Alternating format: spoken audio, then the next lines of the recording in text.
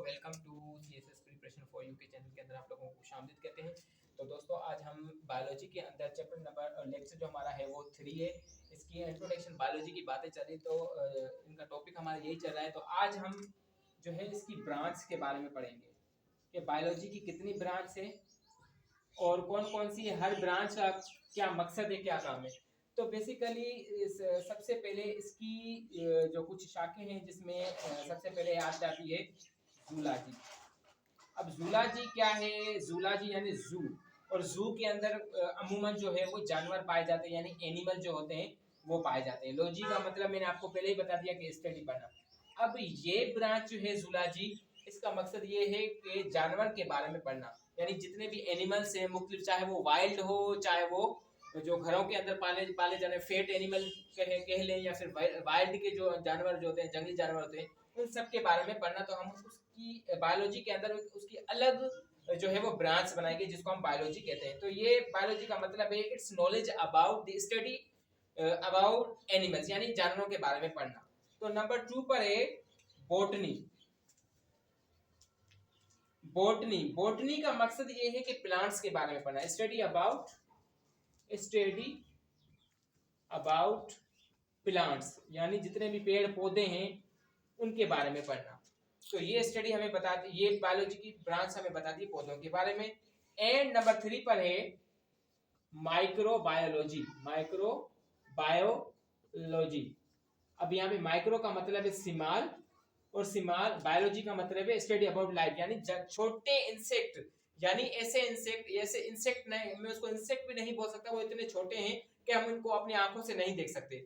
जैसे जरासीम हो गए, यानी germs, virus, cyanobacteria and bacteria, ये जो है वो बायोलॉजी के अंदर पाए जाते हैं, यानी उसके अंदर उनका शुमार किया जाता है। उनके लिए जरासीम के लिए, बैक्टीरिया के लिए, वायरस के लिए, उनके लिए एक अलग सी ब्रांच बनाई गई है। अच्छा, ये कुछ अहम 3 ब्रांचेज है बायोलॉजी की। पहले हम साइंस की ब्रांच के बारे में पढ़ के आए थे जिसके अंदर बायोलॉजी थी और फिजियोलॉजी यानी फिजिक्स थी उसके अंदर, एंड देन उसके अंदर जो है वो माइक्रोबायोलॉजी थी। लेकिन अब चूंकि बायोलॉजी की 3 अहम शाखें मानी जाती है जिसको दुनिया के अंदर इसको सबसे बड़ी 3 बायोलॉजी की ब्रांच कहा जाता है, एक है जूलॉजी, दूसरा है बॉटनी, तीसरा है माइक्रोबायोलॉजी। अब हम इसकी जो है सिंपल इसकी जो मजीद इसकी आगे जो ब्रांचेस है वो हम पढ़ेंगे। तो नंबर 1 पर आ जाती है बायोलॉजी की एक शाख है जिसको हम कहते हैं मॉर्फोलॉजी। अब मॉर्फोलॉजी का मतलब क्या है? तो हम इसके बारे में पढ़ेंगे। मॉर्फ का मतलब यूं कह लें कि फॉर्म, यानी किसी चीज की फॉर्म, और यहां पर लॉजी का मतलब है डिस्कोरस, स्टडी अबाउट इंटरनल ऑर्गन्स, यानी ये हमें बताती है कि जिस्म के अंदर मौजूद जो होते हैं इंटरनल ऑर्गन यानी जिस्म के अंदर जो मौजूद ऑर्गन है, जैसे हार्ट हो गया, किडनी हो गया, लंग्स हो गया, स्टमक हो गया, स्मॉल इंटेस्टाइन हो गया, लार्ज इंटेस्टाइन हो गया, अपेंडिक्स हो गया, एंड देन लिवर, पेनक्रियाज, ये etc जितने भी हमारे इंटरनल ऑर्गन है उसके बारे में स्टडी करना। देखिए डॉक्टर का काम ये होता है कि जब भी स्टडी करता है तो हमें मेंढक ऑपरेशन इसलिए करवाया जाता है ताकि उसको उसकी सर्जरी करके उसका ऑपरेशन करके हमें इंटरनल ऑर्गन से उसके बारे में पता चल सके। तो मॉर्फोलॉजी जो है वो ब्रांच है बायोलॉजी की जिसका मकसद है, यानी जिसका मतलब है यानी इंटरनल ऑर्गन, जिस्म के किसी भी, चाहे वो इंसान के इंटरनल ऑर्गन हो, चाहे वो प्लांट के ऑर्गन इंटरनल ऑर्गन हो, किसी भी लिविंग देन नॉन लिविंग, तो उनके इंटरनल ऑर्गन्स के बारे में पढ़ना। तो वो मॉर्फोलॉजी यानी बायोलॉजी की एक शाख है जिसको हम मॉर्फोलॉजी कहते हैं, the study about internal organ.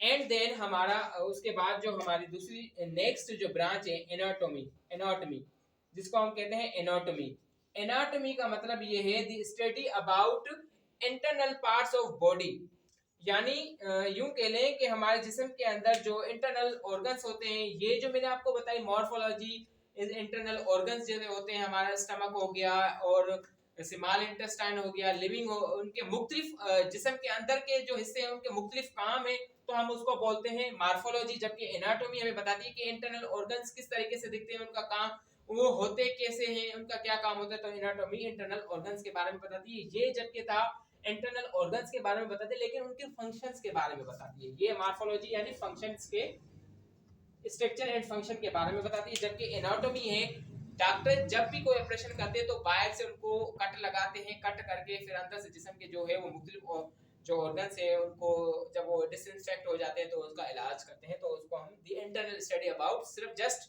ये हमें इंटरनल ऑर्गन के बारे में बताती है, ये इंटरनल ऑर्गन के फंक्शन के बारे में बताती है। तो ये anatomy the study about internal organ. अब उसके बाद हमारी नेक्स्ट जो है वो सेल बायोलॉजी है। अब सेल बायोलॉजी का मतलब क्या है कि देखें, मैंने आप लोगों को पहले बताया था cell is the basic unit of life, और सेल जिंदगी का बुनियादी एका है, जिसकी वजह से सेल को रॉबर्ट हुक ने जो है वो डिस्कवर किया था। और सेल के बारे में बताती है सेल के अंदर कौन कौन सी चीजें आ जाती है। मैंने आपको पहले बताया था कि सेल के अंदर न्यूक्लियस भी होता है, सेल के अंदर माइटोकॉन्ड्रिया होता है, सेल के अंदर साइटोप्लाज्म होता है, सेल के अंदर वैक्यूल भी होते हैं और क्रोमोसोम्स होते हैं, राइबोसोम्स होते हैं, सेल के अंदर सेल मेम्ब्रेन भी होती है, कुछ जो है एनिमल सेल के अंदर सेल वॉल होती है, जबकि सेल प्लांट सेल के अंदर सेल वॉल भी होती है एंड सेल मेम्ब्रेन भी होती है। उनके अंदर प्लांट के सेल के अंदर क्रोमोप्लास्ट भी होते हैं, जबकि सेल एनिमल सेल के अंदर ये मुख्तलिफ सेल के जो फंक्शन है उनके अंदर, जैसे वैक्यूल का काम क्या होता है, माइटोकॉन्ड्रिया, ये हम आगे जाके मजीद इसको पढ़ेंगे, हमारा एक अलग सा चैप्टर है।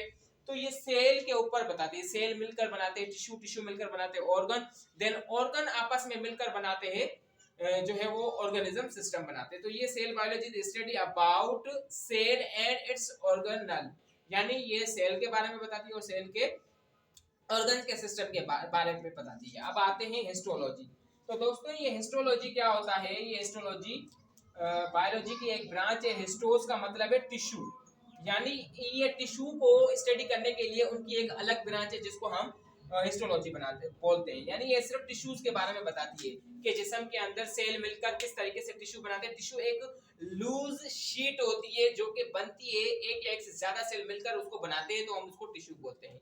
तो ये सिर्फ के सिर्फ टिश्यू के बारे में हमें बताती है कि किस तरीके से जानवरों के टिश्यू अलग होते हैं, एनिमल के टिश्यू अलग होते हैं, इंसानों के अलग अलग टिश्यू होते हैं, टिश्यू अलग होते हैं। तो इंशाल्लाह हम जो है अपने लेक्चर नंबर 4 के अंदर हम इसकी मजीद जो है वो ब्रांच डिस्कस करेंगे। तब तक दीजिए हमें इजाजत, और हमें अपने दुआओं में याद रखिएगा। हमारे चैनल को सब्सक्राइब करें, लाइक करें, शेयर करें एंड बेल आइकन का बटन प्रेस कर दें, ताकि हमारी जो मजीद जो है वो इन्फॉर्मेटिव वीडियो तो वो आप तक उसके नोटिफिकेशन आपको मिल सके।